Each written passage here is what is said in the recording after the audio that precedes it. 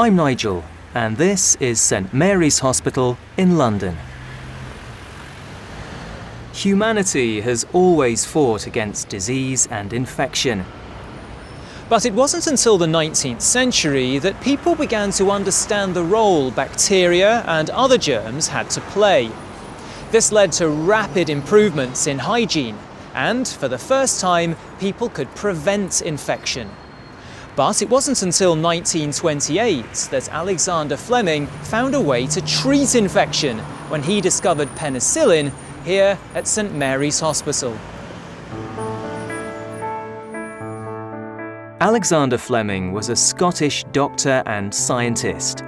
He was born in 1881 and began research here in 1906.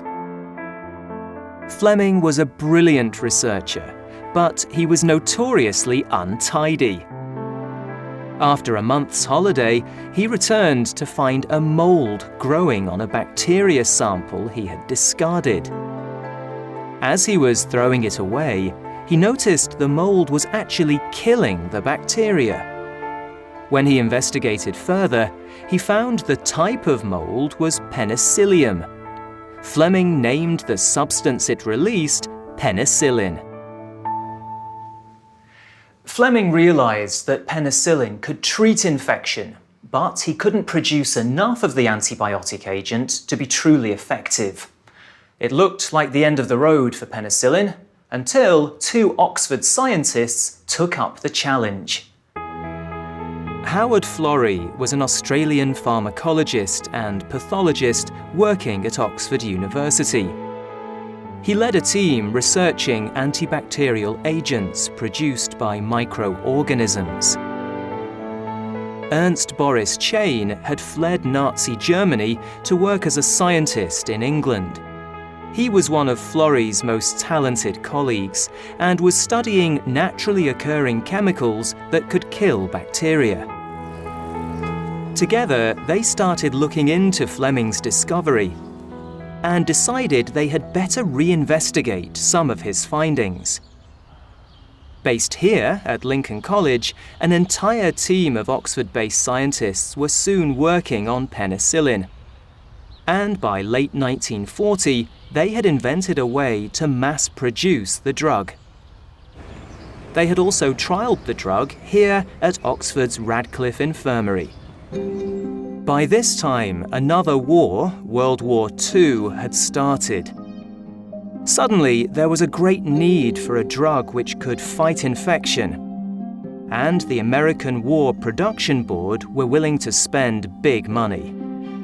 By 1945, they were able to produce enough penicillin to treat the entire Allied forces. That same year, Fleming, Florey, and Chain won the Nobel Prize in Medicine, and penicillin was being hailed as a wonder drug. Penicillin was the first antibiotic, a range of drugs used to treat and prevent infections. There are now more than 100 antibiotics, which can treat all kinds of illnesses, from mild conditions like acne to serious infections like meningitis.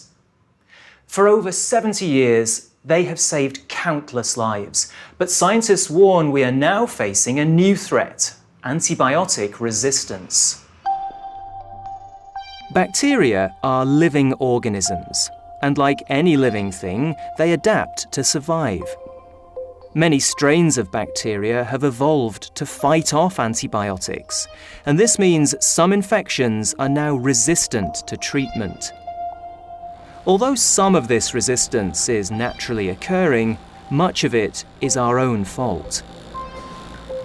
Antibiotics have become far too widely used, meaning that many strains of bacteria have been overexposed to these drugs and, as a consequence, have developed resistance. There are several reasons for this, but one of the most damaging is overprescription. Some doctors have used antibiotics as a cure-all treatment, prescribing them for minor illnesses. As a result, many patients now demand them, regardless of what they're suffering from or how effective the drugs will be.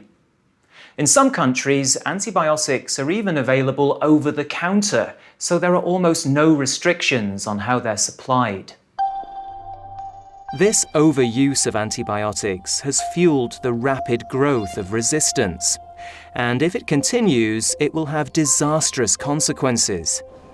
Suddenly, illnesses we regard as minor could be deadly. And most major surgery, such as heart operations or cancer treatment, will be impossible to carry out because the risk of untreatable infection will be too high. But if we can control our use of antibiotics, we can limit the spread of resistance. I understand you've got some family in the waiting room. Global legislation is required to restrict the oversupply of antibiotics, and we all, doctors and patients, need to make sure we use the drugs sparingly and responsibly. But while we can certainly slow down the development of antibiotic resistance, we will never stop it entirely. That is why scientists are urgently trying to discover new forms of antibiotic that bacteria may not yet be resistant to. The issue is now so serious that if this can be achieved, it will be the most important antibacterial breakthrough since Fleming's discovery of penicillin.